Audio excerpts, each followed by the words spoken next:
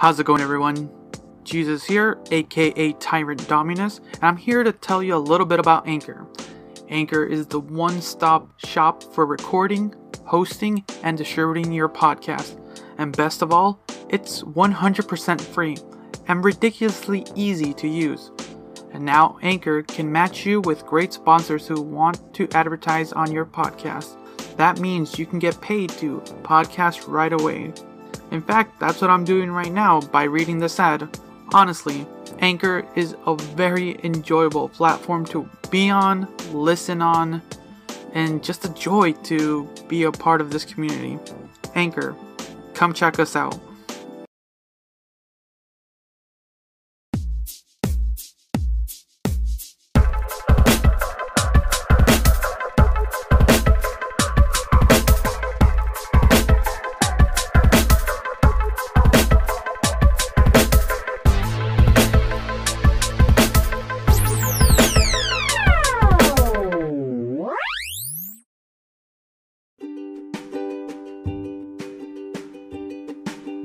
And welcome back to Reactioncast. It's your host Jesus, aka Tyrant Dominus, here to bring you another series review. This time around, we're going to be talking about the 10th season of Dropout Dimension 20, the 7. Now, this review is a little bit late into the game, but I've been rewatching it. D20 is one of those shows/series that I enjoy going back to rewatch. It has a lot of very memorable moments, for sure. But yes, this is the 10th season of Dimension 20. This one is actually set in the world of Fantasy High, same as like season 1, freshman and sophomore year season. I forget which season that is. But this time we're following the 7. These are actually members of the Gorgug's girlfriend, Zelda, like adventuring party. You might have heard their voices in a couple different scenes back in freshman year, and actually some of the spin-offs that it did. But this is where those NPCs get their own, like, season. So once again, we get returning cast, there's actually some returning cast, but we get the returning DM, Brendan Lee Mulligan, returning as a DM, and we have, like I said, some returning cast of, let's see here, Reika, she's back playing Katya Cleaver. She was, oh my god, what was the name of that raccoon? Why can't I? Daisy Dumpster, and she also played back in Bloodkeep. And then we have Abria Ironguard, and she's playing Antiope Jones. She was actually the DM back for Misfits and Magic. Did I ever write a review for that? I thought I did. I'm not sure now. But anyways, she was the DM for that one, and she did a fantastic job. So I was happy to see her back to be a player character. And then we have who's the next returning cast member? Erika Aishi, playing Danielle Barkstock. She played back in Bloodkeep, and happy to see her back. Oh, she was in Misfit and Magic. She was one of my favorite characters in that. I'm glad. So I was surprised to see her back because they usually don't do like back-to-back,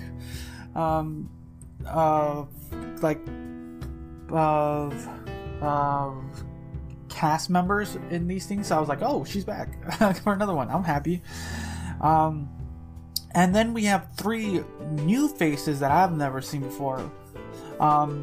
Actually, one face I have seen before, and that would be the person who plays Ostentatio Walache, which is Isabella Roland, and actually is Brendan's fiance.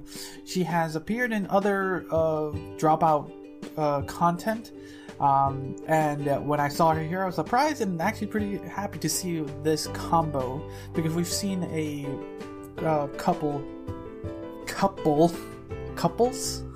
interaction online on a D20 with Murph and Emily.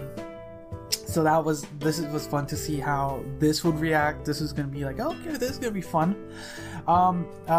Next would be Persephone. Wait, is that right? Persephone Valentine? Yeah, I think that's her name. She played Sam Nightingale. She was one of my favorite individuals who played this character. Sam was one of my favorite characters in the series because I just like those types of characters. And then last but not least, actually, is Becca Scott, who played Penny Luckstone, the babysitter they tried to rescue back in season 1. But yeah, such a fantastic cast. And when reviewing actual plays and the like, you always have to remember, as far as this is concerned, you have to take it into account that there's not only the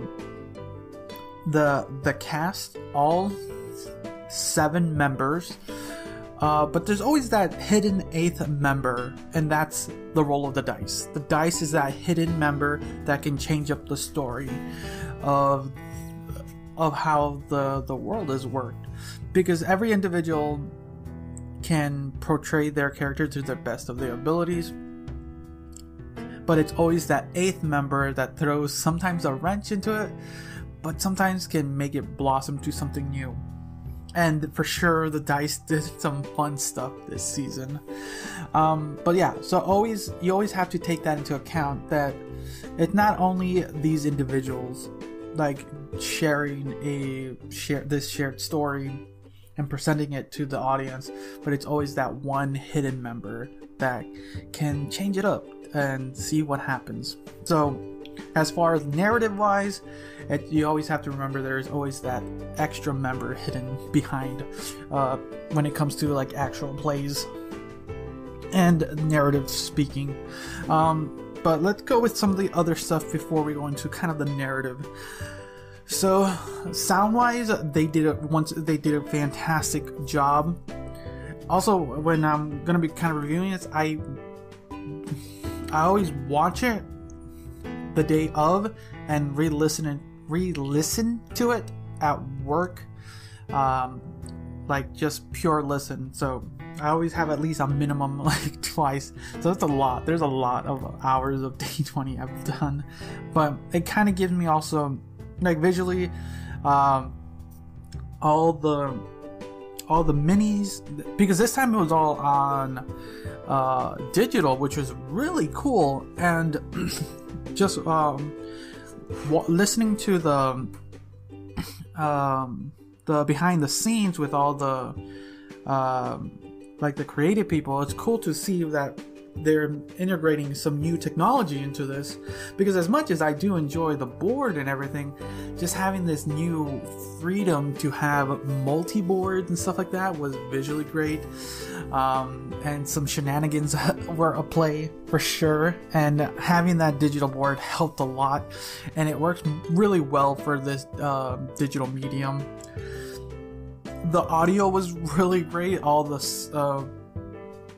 the music that was played, it really did a good job building up different scenes, and some of the more comedic scenes for sure, and some of the emotional scenes.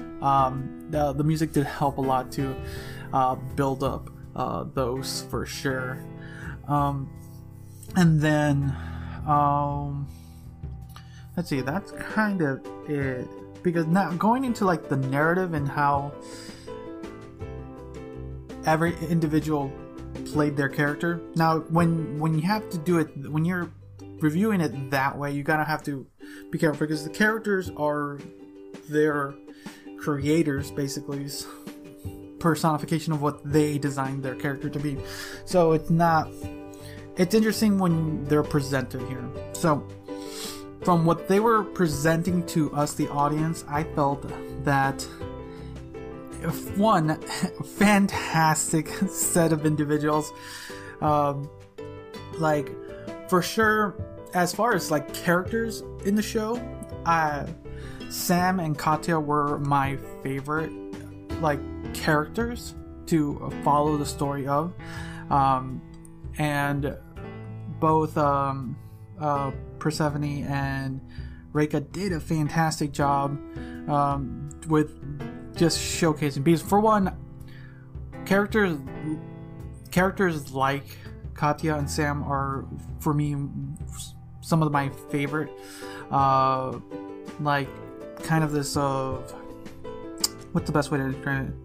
Like this kind of archetype of a broken character trying to achieve more, and I really like that. But for sure, like the entire crew of the seven were fantastic to watch. It was just Katya and Sam were like my favorite when they were on screen, being like the scenes are being created, and some really fun scenes for sure. One of the funniest for sure. The comedy in this thing, fantastic. Having all these lovely ladies plus Brennan. Oh god, the fans, them each having a fan, it just built up moments for sure.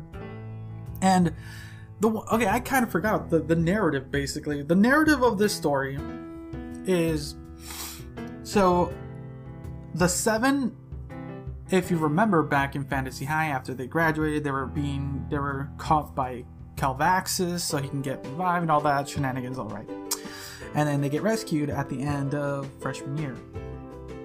So this is one of those interesting things that once we start learning more about the world, is that one, like we learned back in Fantasy High Year 1, everyone builds these adventuring parties when you go to high school, basically. So this becomes your adventure party.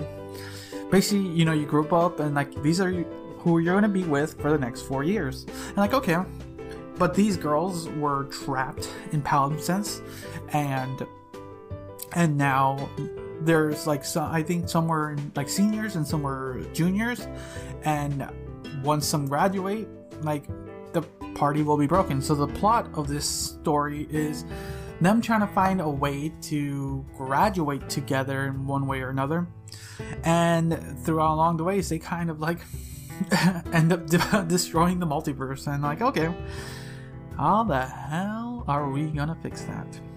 And all the story notes they did to get to point A to point B, there's a lot to like unpack for sure. And from what it sounds like, there's like a lot of back, like there's a lot of like, I think like it's a 2-year gap, right, since they were, I gotta this is one of those things where you get like deep into the lore and stuff like that. And like, so they're juniors in this time, because Zelda's a junior if I'm remembering correctly. So this is junior year. I wonder if we're gonna get a junior year for Fantasy High. It's gonna be weird. I'm looking forward to seeing how that's gonna work out. But lore wise, in world lore. But no, like I said, everyone did a fantastic job. You got your classic leader dilemma with Entropy. You got this kind of like sort of pseudo maturity with Danielle or Yell, and that character was interesting. But I enjoyed what Erica did with her character, and I was wondering where it was going and how it ended. Like, okay, all right, that's a little bit more surprising than I thought, and that was its own journey. Like I said, Katya, one of my favorite character story arcs in this. Same with Sam. I think Sam had the most group dynamic, and that's kind of why I liked her, because she had so many like little conflicts for sure with Entire that was a big one, but she had like these little group dynamic stuff with every individual. Penny for sure was this very quirky character. She was literally like super comedy relief, and I loved it.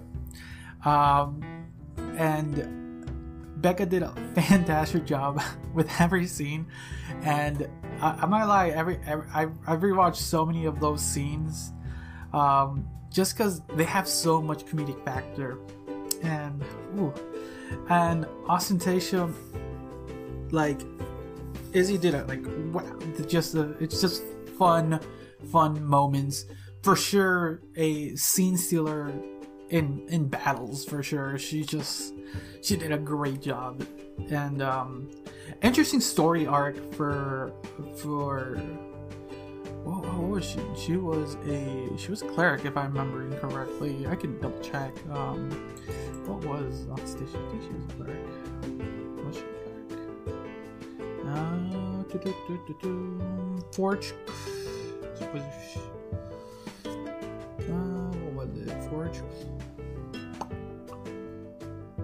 Yeah, she was a cleric. Okay. Yeah, I know some stuff. But overall, yeah, it was a great beginning to end. I'm glad that we got a total of 10 episodes. Oh my god, how much did I watch of this? Sometime? Yeah, 10. No, not this season 10. 10 episodes, yeah. It's one of those things, like, it was glad that it wasn't. I thought this was gonna be a side quest, and I was like, oh no, I don't want this to be a side quest. I want it to be a full season, and for sure we got the entire thing, and it was worth the wait to get this entire thing. I feel that this season was just a ball of energy that exploded, laughter, tears, and literal explosions too. So I'm gonna give, I'm not going into spoilers or anything, just my thoughts on the 7. So my review for the 7 is, I'm gonna give this one a solid 9 out of 10. It was amazing. I think I've rewatched Katya's scene like so many times. I just need a clip of it, and like, yeah. And you know what? I forgot. Like, it was interesting because I didn't really talk about Brennan that much, but it's just Brennan doing his DM stuff on D20, and he did a good job. He did a great job. Because he had to, what's interesting is he played Zelda the 7th thing. There's a few times that it felt like Zelda wasn't there, but Zelda's character is very quiet, so it's like, narratively speaking, she like doesn't speak up too much, but he did use her to move some story plots along, and it kind of worked out really well sometimes. And like I said, I'm going to try to avoid spoilers, but yeah, it was interesting to see that, because he had to kind of be a main character plus an NPC, like all the world basically. So I was like, okay.